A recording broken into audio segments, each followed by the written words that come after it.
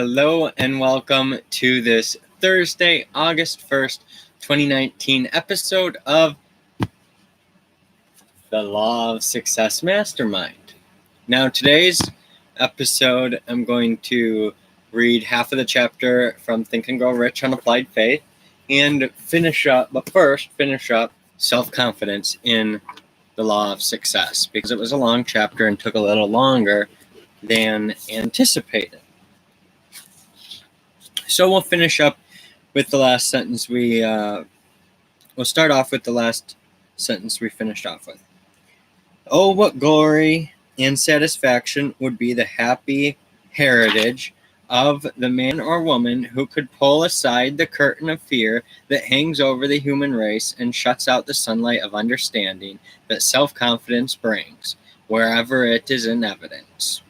Where fear controls, noteworthy achievement becomes an impossibility, a fact which brings to mind the definition of fear, as stated by a great philosopher. Fear is the dungeon of the mind, into which it runs and hides and seeks seclusion. Fear brings on superstition, and superstition is the dagger with which hypocrisy assassinates the soul. In front of the typewriter on which I am writing the manuscripts for this reading course hangs a sign with the following wording in big letters. Day by day, in every way, I am becoming more successful. A skeptic who read that sign asked if I really believed that stuff, and I replied, of course not. All it ever did for me was to help me get out of the coal mines, where I started as a laborer, and find a place in the world in which I am serving upwards of 100,000 people, in whose minds I am planting the same positive thought that this sign brings out. Therefore, why should I believe in it? As this man started to leave, he said, well, perhaps there is something to this sort of philosophy after all, for I have been afraid that I would be a failure, and so far my fears have been thoroughly realized. Love, beauty, joy, and worship are forever building, tearing down, and rebuilding the foundation of each man's soul. You are condemning yourself to poverty, misery, and failure, or you are driving yourself on toward the heights of great achievement, solely by the thoughts you think. If you demand success of yourself and back up this demand with intelligent action, you are sure to win. Bear in mind, though, that there is a difference between demanding success and just merely wishing for it.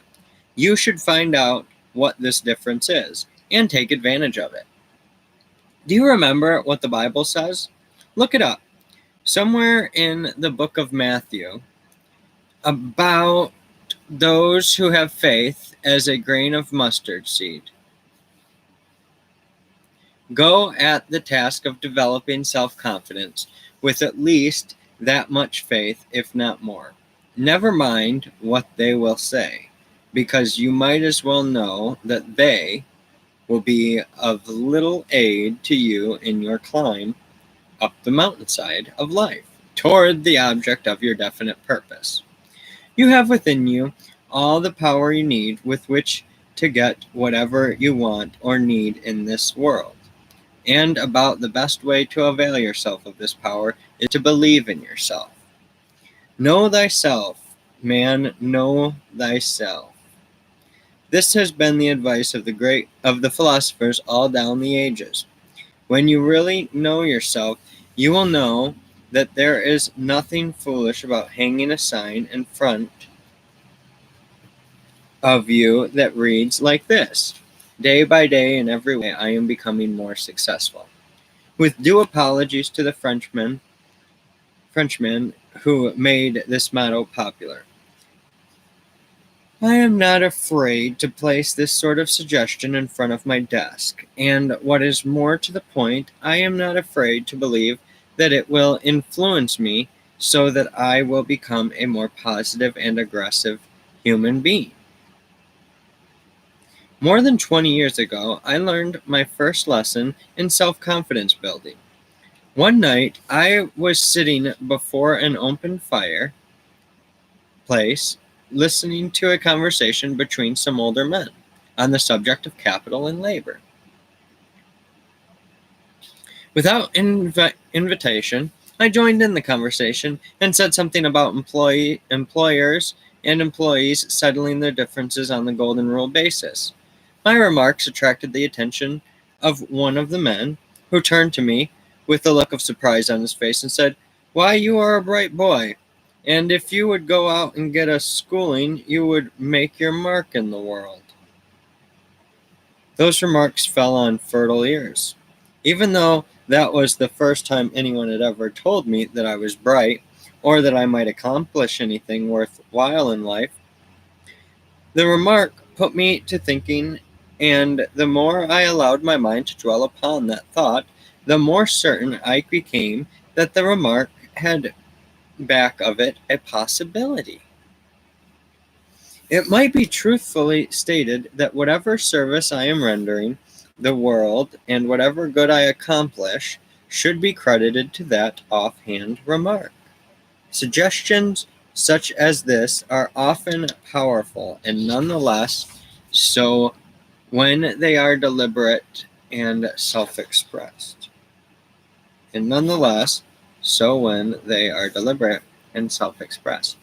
Go back now to the self-confidence formula and master it, for it will lead you into the powerhouse of your own mind, where you will tap a force that can be made to carry you to the very top of the ladder of success.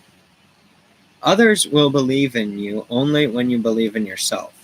They will tune in on your thoughts and feel toward you just as you feel toward yourself. The law of mental telepathy takes care of this. You are continuously broadcasting what you think of yourself, and if you have no faith in yourself, others will pick up on the vibrations of your thoughts and mistake them for their own. Once understand the law of mental telepathy, and you will know why self-confidence is the second of the 15 laws of success. You should be cautioned, however, to learn the difference between self-confidence, which is based upon sound knowledge of what you know and what you can do, and egotism, which is only based upon what you wish you knew or could do. Learn the difference between the two terms, or you will make yourself boresome, ridiculous, and annoying to people of culture and understanding. Self-confidence is something which should never be proclaimed or announced except through intelligent performance of constructive deeds.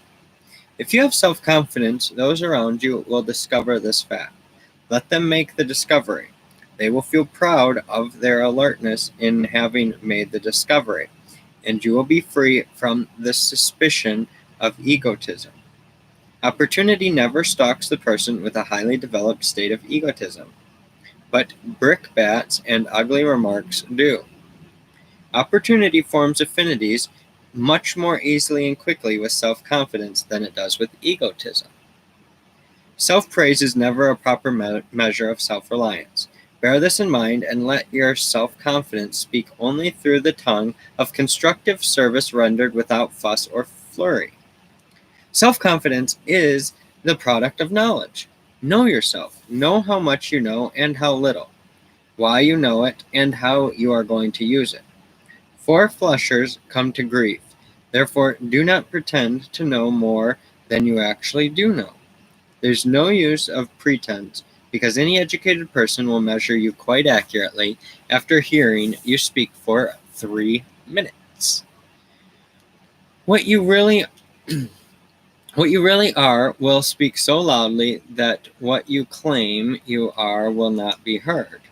If you heed this warning, the last 4 pages of this one lesson may mark one of the most important turning points of your life. Believe in yourself, but do not tell the world what you can do. Show it. You are now ready for lesson 3, which will take you the next step. Up the ladder of success. Discontentment. And after the lesson, visit with the author. The marker stands at the entrance gate of life, and writes poor fool on the brow of the wise man, and poor sinner on the brow of the saint. The supreme mystery of the universe is life. We come here without our consent, from whence we know not. We go away without our consent, whither we know not.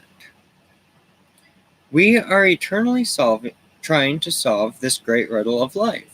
And for what purpose and to what end? That we are placed on this earth for a definite reason, there can be no doubt by any thinker. May it not be possible that the power which placed us here will know what to do with us when we pass on beyond the great divide? May it not be possible that the power which placed us here will know what to do with us when we pass on beyond the great divide? It's a question. Of course. Would it not be a good plan to give the Creator who placed us here on earth credit for having enough intelligence to know what to do with us after we pass on? Or should we assume the intelligence and the ability to control the future life in our own way? May it not be possible that we can cooperate with the Creator very intelligently by assuming to control our conduct on this earth, to the end that we may be decent to one another and do all the good we can in all the ways we can during this life, leaving the hereafter to one who probably knows better than we what is best for us.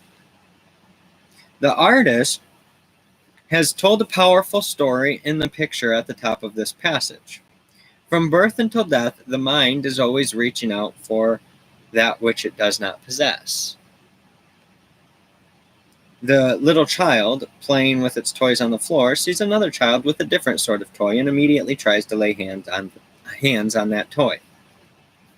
The female child, grown tall, believes that other women's clothes more becoming than her own, and sets out to duplicate them.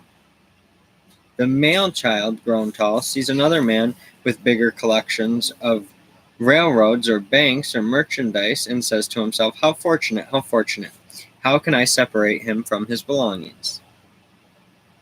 F.W. Woolworth and the 5 and 10 cent store king, F.W. Woolworth, the 5 and 10 cent store king, stood on Fifth Avenue in New York City and gazed upward at the tall Metropolitan building and said, how wonderful! I will build one much taller. The crowning achievement of his life was measured by the Woolworth Building. That building stands as a temporary symbol of man's nature to excel and handiwork of other men, a monument to the vanity of man, with but little else to justify its existence. The little ragged newsboy on the street stands with wide open mouth and envies the businessman as he alights from his automobile at the curb and starts into his office. How happy I would be, the newsboy says to himself, if I owned a Lizzie. And a businessman seated at his desk inside thinks how happy he would be if he could add another $1 million to his already over-swollen bank account. The grass is always sweeter on the other side of the fence, says the jackass, as he stretches his neck in the attempt to get to it. Turn a crowd of boys into an apple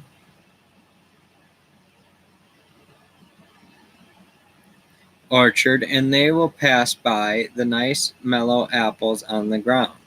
The red juicy ones hanging dangerously high in the top of the tree look much more tempting, and up the tree they will go. The married man takes a sheepish glance at the daintily dressed ladies on the street and thinks how fortunate he would be if his wife were as pretty as they. Perhaps she is much prettier, but he misses that beauty because the grass is always greener on the other side of the fence. Most divorce cases grow out of a man's tendency to climb the fence into the other fellow's pastures. Happiness is always just around the bend, always in sight, but just out of reach. Life is never complete, no matter what we have or how much of it we possess. One thing calls for something else to go with it. My lady buys a pretty hat. She must have a gown to match it. That calls for new shoes and a hose and gloves and other accessories that run into a big bill far beyond her husband's means. Man longs for a home, just a plain little house setting off in the edge of the woods. He builds it, but it is not complete. He must have shrubbery and flowers and landscaping to go with it. Still, it is not complete. He must have a beautiful fence around it with a graveled driveway. That calls for a motor car and a garage in which to house it. All these little touches have been added, but to no avail. The place is now too small. He must have a house with more rooms. The Ford coupe must be replaced by a Cadillac sedan, so there will be room for company in the cross-country tours. On and on the story goes, ad infinitum. The young man receives a salary sufficient to keep him and his family fairly comfortable. Then comes a promotion and an advance in salary of $1,000 a year. Does he lay the extra $1,000 away in the savings account and continue living as before? He does nothing of the sort. Immediately he must trade the old car in for a new one. A porch must be added to the house. The wife needs a new wardrobe. The table must be set with better food and more of it. Pity his poor groaning stomach. At the end of the year, is he better off with the increase? He is nothing of the sort. The more he gets, the more he wants. And the rule applies to the man with millions the same as to the man with but a few thousands. Powerful stuff. The young man selects the girl of his choice, believing he cannot live without her. After he gets her, he is not sure that he can live with her. If a man remains a bachelor, he wonders why he is so stupid as to deprive himself of the joys of married life. If he marries, he wonders how she happened to catch him off guard long enough to harpoon him. And the god of destiny cries out, "O fool, you are damned if you do, and you are damned if you don't." At every crossroad of life, the imps of discontentment stand in the shadows of the background, with a grin of mockery on the faces, crying out, "Take the road of your own choice. We will get you in the end." The last man becomes disillusioned and begins to learn that happiness and contentment are not of this world. Then begins the search for the password that will open the door to him in some world of which he knows not. Surely there must be happiness on the other side of the great divide. In desperation, his tired, careworn heart turns to religion for hope and encouragement. But his troubles are not over. They are just starting. "Come into our tent and accept our creed," says one sect, "and you may go straight to heaven after death." Poor man hesitates, looks and listens. Then he hears the call of another brand of religion whose leader says, "Stay out of the other camp or you'll go straight to hell. They only sprinkle water on your head, but we push you all the way under, thereby ensuring you safe passage into the land of promise." In the midst of sectarian claims and counterclaims, poor man becomes undecided, not knowing whether to turn this way or that. He wonders which brand of religion offers the safest passageway until hope vanishes. Myself, when young, did eagerly frequent doctor and saint, and heard great argument about it and about, but evermore came out by the same door wherein I went. Always seeking but never finding, thus might be described man's struggle for happiness and contentment. He tries one religion after another, finally joining the big church, which the world has named the damned. His mind becomes an eternal question mark, searching hither and yon for an answer to the questions whence and whither. The worldly hope men set their hearts upon turns ashes or it prospers, and anon, like snow upon the desert's dusty face, lighting a little hour or two is gone. Life is an everlasting question mark. That which we want most is always in the embryonic distance of the future. Our power to acquire is always a decade or so behind our power to desire. And if we catch up with the thing we want, we no longer want it. Fortunate is the young woman who learns this great truth and keeps her lover always guessing, always on the defensive lest he may lose her. Our favorite author is a hero and genius until we meet him in person and learn the sad truth that after all he is only a man. How often must we learn this lesson? Men cease to interest us when we find their limitations. The only sin is limitation. As soon as you once come up with a man's limitations, it is all over with him. Emerson. How beautiful the mountain yonder in the distance, but the moment we draw near it, we find it to be nothing but a wretched collection of rocks and dirt and trees. Out of this truth grew the oft-repeated adage, familiarity breeds contempt. Beauty and happiness and contentment are states of mind. They can never be enjoyed except through vision of the afar. The most beautiful painting of the Rembrandt becomes a mere smudge of dubbed paint if we come too near it. Destroy the hope of unfinished dreams in man's heart, and he is finished. The moment a man ceases to cherish the vision of future achievements, he is through. Nature has built man so that his greatest and only lasting happiness is that which he feels in the pursuit of some yet unattained object. Anticipation is sweeter than realization. That which is at hand does not satisfy. The only enduring satisfaction is that which comes to the person who keeps alive in his heart the hope of future achievement. When that hope dies, right finis across the human heart. Life's greatest inconsistency is the fact that most of that which we believe is not true. Russell Conwell wrote the most popular lecture ever delivered in the English language. He called it Acres of Diamonds. The central idea of the lecture was the statement that one need not seek opportunity in the distance, that opportunity may be found in the vicinity of one's birth. Perhaps, but how many believe it? Opportunity may be found wherever one really looks for it, and nowhere else. To most men, the picking looks better on the other side of the fence.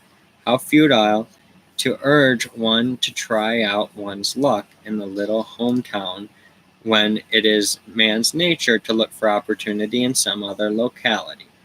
Do not worry because the grass looks sweeter on the other side of the fence. Nature intended it so. Thus does she allure us and groom us for the lifelong task of growth through struggle. The highest compact we can make with our fellow is, let there be truth between us two forevermore. Emerson. Okay, that was good. Still got plenty of time. So we're going to read Faith in Think and Grow Rich. There are no limitations to the mind except those we acknowledge. Both poverty and riches are the offspring of thought. Chapter 3 in Think and Grow Rich. Faith. Visualization of and belief in attainment of desire. The second step toward riches. Faith is the head chemist of the mind. When faith is blended with thought, the subconscious mind instantly picks up the vibration, translates it into its spiritual equivalent, and transmits it to infinite intelligence, as in the case of prayer. The emotions of faith, love, and sex are the most powerful of all the major positive emotions. When the three are blended, they have the effect of coloring thought in such a way that it instantly reaches the subconscious mind, where it is changed into its spiritual equivalent. the only form that induces a response from infinite intelligence. How to develop faith. There comes now a statement which will give a better understanding of the importance the principle of autosuggestion assumes in the transmutation of desire into its physical equivalent. Namely, faith is a state of mind which may be induced or created by affirmation or repeated instructions to the subconscious mind through the principle of autosuggestion. As an illustration, consider the purpose for which you are presumably reading this book. The object is naturally to acquire the ability to transmute the intangible thought impulse of desire into its physical counterpart, money, by following the instructions laid down in the chapters on autosuggestion and the subconscious mind, as summarized in the chapter on autosuggestion. You may convince the subconscious mind that you believe you will receive that for which you ask, and it will act upon that belief, which your subconscious mind passes back to you in the form of faith, followed by definite plans for procuring that which you desire. Faith is a state of mind which you may develop at will, after that you have mastered the 13 principles, because it is a state of mind which develops voluntarily through application and use of these principles. Repetition of affirmation of orders to your subconscious mind is the only known method of voluntary development of the emotion of faith. Perhaps the meaning may be made clearer through the following explanation as to the way men sometimes become criminals. Stated in the words of a famous criminologist, when men first come into contact with crime, they abhor it. If they remain in contact with crime for a time, they become accustomed to it and endure it. If they remain in contact with it long enough, they finally embrace it and become influenced by it.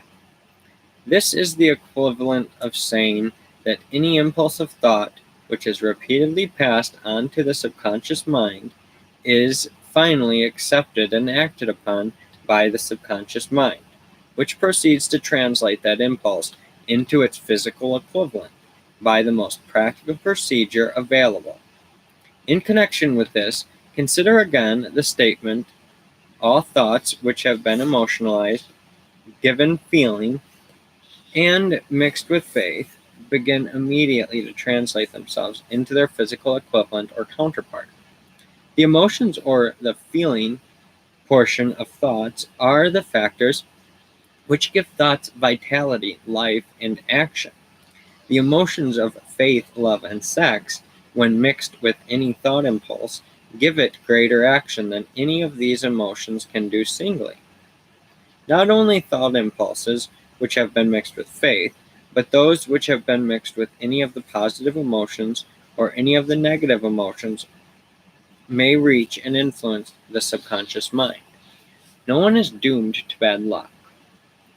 From this statement, you will understand that the subconscious mind will translate into its physical equivalent a thought impulse of a negative or destructive nature just as readily as it will act upon thought impulses of a positive or constructive nature. This account for the strange phenomenon which so many millions of people experience, referred to as misfortune or bad luck. There are millions of people who believe themselves doomed to poverty or failure because of some strange force over which they believe they have no control. They are the creators of their own misfortunes because of this negative belief, which is picked up by the subconscious mind and translates into its physical equivalent. This is an appropriate place at which to suggest again that you may benefit by passing on to your subconscious mind any desire which you wish translated into its physical or monetary equivalent, in a state of expectancy or belief that the transmutation will actually take place. Your belief or faith is the element which determines the action of your subconscious mind. There is nothing to hinder you from deceiving your subconscious mind when giving it instructions through autosuggestion. as I deceived my son's subconscious mind. To make this deceit more realistic, conduct yourself just as you would if you were already in possession of the material thing which you are demanding when you call upon your subconscious mind. So, with his son, he deceived his son's subconscious mind into getting him to overcome being born without ears. That's pretty powerful. The subconscious mind will transmute into its physical equivalent by the most direct and practical media available. Any order which is given to it in a state of belief or faith that any order which is given to it in a state of belief or faith that the order will be carried out. Oh, that's what the subconscious mind will transmute into its physical equivalent. Surely enough has been stated to give a starting point from which one may, through experiment and practice, acquire the ability to mix faith with any order given to the subconscious mind. Perfection will come through practice. It cannot come by merely reading instructions. It is essential for you to encourage the positive emotions as dominating forces of your mind, and discourage and eliminate negative emotions. A mind dominated by positive emotions becomes a favorable abode for the state of mind known as faith. A mind so dominated may at will give the subconscious mind instructions, which it will accept and act upon immediately. Faith is a state of mind which may be induced by autosuggestion. All down the ages, the religionists have admonished struggling humanity to have faith in this, that, and the other dogma or creed, but they have failed to tell people how to have faith. They have not stated that faith is a state of mind that may be induced by self-suggestion. In language which any normal human being can understand, we will describe all that is known about the principle through which faith may be developed where it does not already exist. Have faith in yourself, faith in the infinite. Before we begin, you should be reminded that faith is the external elixir, which gives life, power, and action to the impulse of thought. The foregoing sentence is worth reading a second time, and a third time, and it is worth reading aloud. Faith is the starting point of all accumulation of riches. Faith is the basis of all miracles and all mysteries which cannot be analyzed by the rules of science. Faith is the only known antidote for failure. Faith is the element of the chemical which, when mixed with prayer, gives one direct communication with infinite intelligence. Faith is the element which transforms the ordinary vibration of thought, created by the finite mind of man, into the spiritual equivalent. Faith is the only agency through which the cosmic force of infinite intelligence can be harnessed and used by man. Faith is the eternal elixir which gives life, power, and action to the impulse of thought. Magic of self-suggestion.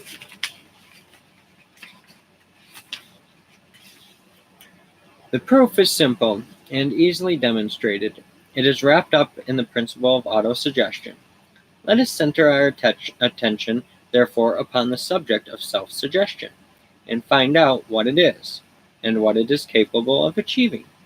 It is a well-known fact that one comes finally to believe whatever one repeats to oneself, whether the statement be true or false. If a man repeats a lie over and over, he will eventually accept the lie as true. Moreover, he will believe it to be the truth.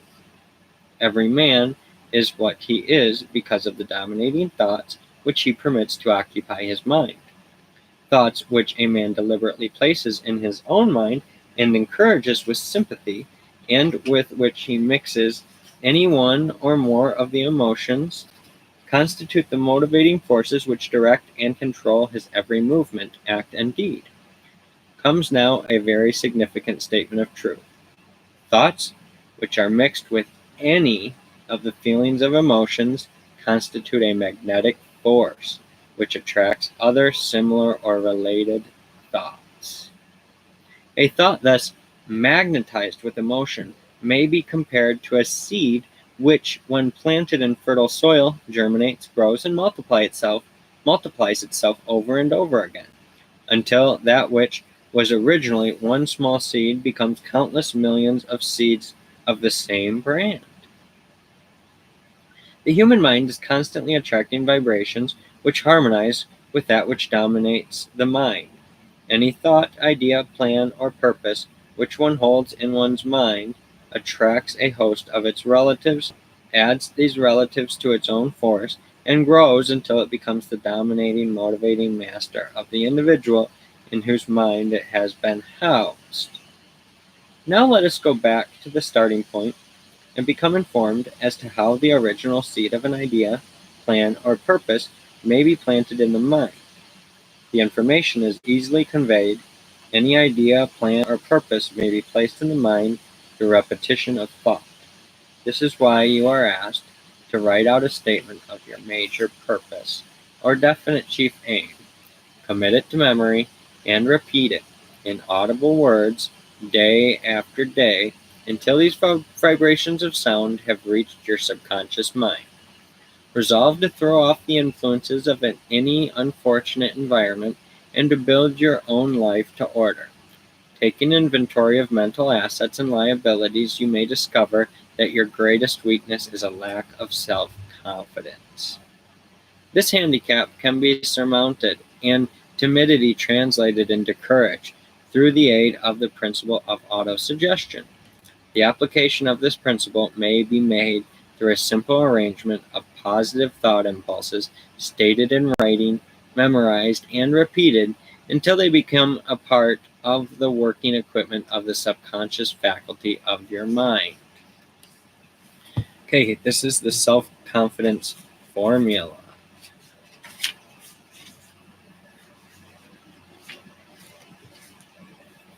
First, I know that I have the ability to achieve the object of my definite purpose in life.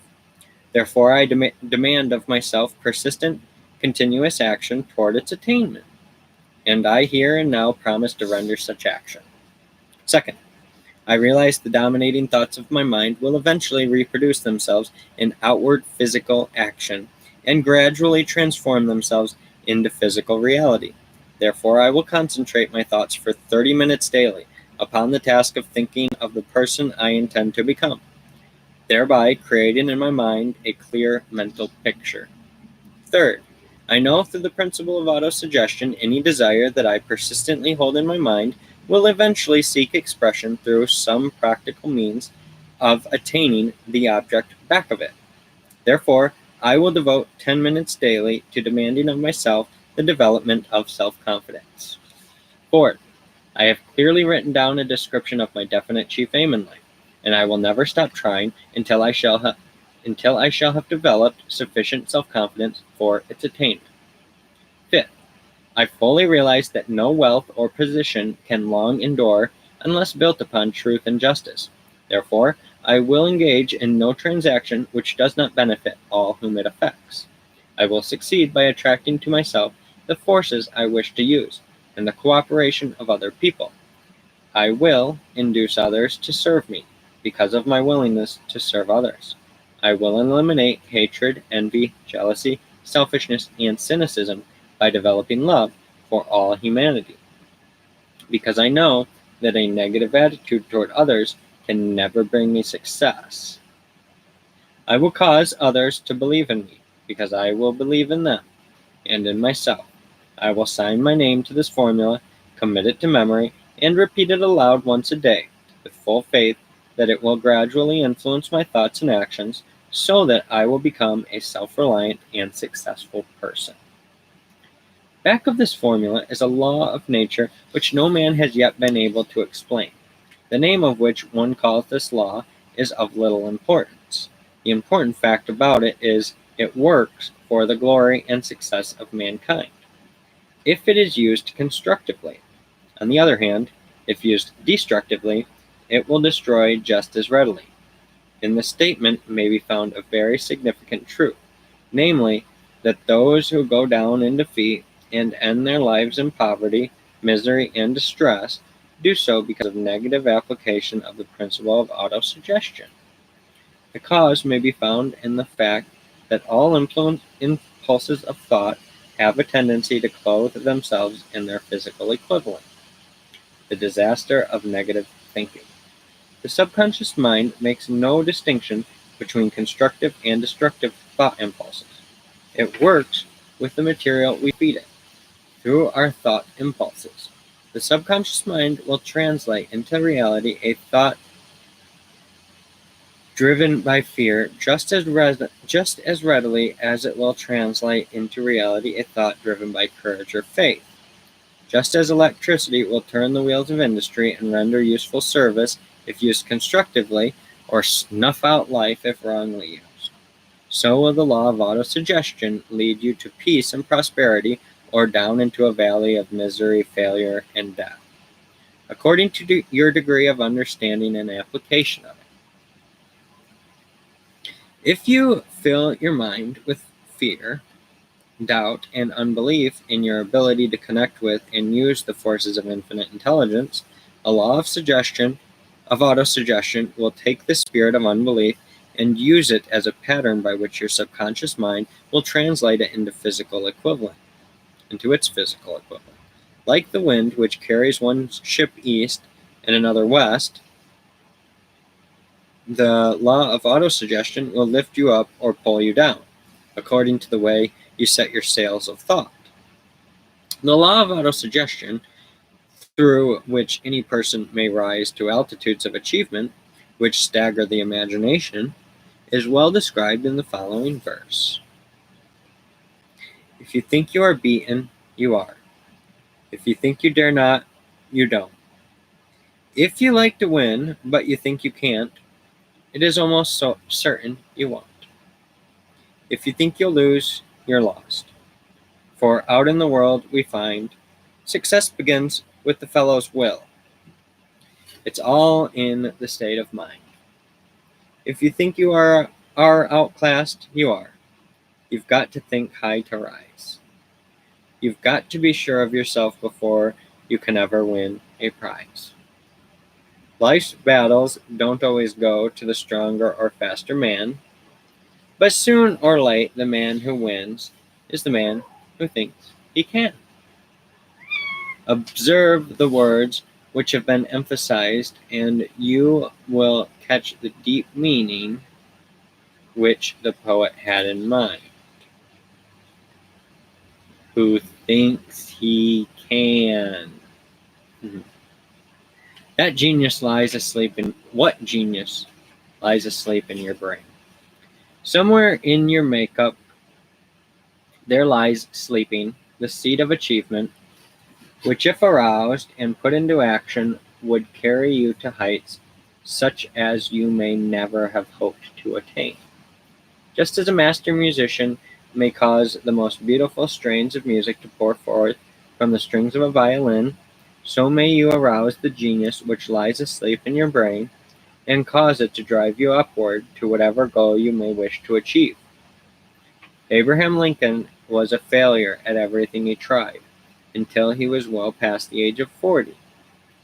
He was a Mr. Nobody from nowhere until a great experience came into his life, aroused his sleeping genius within his heart and brain, and gave the world one of its really great men. That experience was mixed with the emotions of sorrow and love. It came to him through Anne Rutledge, the only woman whom he ever truly loved. It is a known fact that the emotion of love is closely akin to the state of mind known as faith, and this for the reason that love comes very near to translating one's thought impulses into their spiritual equivalent. During his work of research, the author discovered that the analysis of the life work and achievements of hundreds of men of outstanding accomplishment, that there was the influence of a woman's love back of nearly every one of them. If you wish evidence of the power of faith, study the achievements of men and women who have employed it. At the head of the list comes the Nazarene. The basis of Christianity is faith, no matter how many people may have perverted or misinterpreted the meaning of that great force. The sum and substance of the teachings of the achievements of Christ, which may have been interpreted as miracles, were nothing more nor less than faith. If there are any such phenomena as miracles, they are produced only through the state of mind known as faith. Let us consider the power of faith as demonstrated by a man who was well known to all civilization, Mahatma Gandhi of India. In this man, the world had one of the most astounding examples known to civilization of the possibilities of faith. Gandhi wielded more potential power than any man living in his time. And this despite the fact that he had none of the orthodox tools of power, such as money, battleships, soldiers, and materials of warfare. Gandhi had no money, no home. He did not own a suit of clothes, but he did have power. How did he come by that power? He created it out of his understanding of the principle of faith, and through his ability to transplant that faith into the minds of 200 million people. Gandhi accomplished the astounding feat of influencing 200 million minds to coalesce and move in unison as a single mind. What other force on earth except faith could do as much? Tomorrow we will start back up with how an idea built a fortune, and we'll wrap up the faith chapter. Thank you for listening to another episode of the Law of Success Mastermind.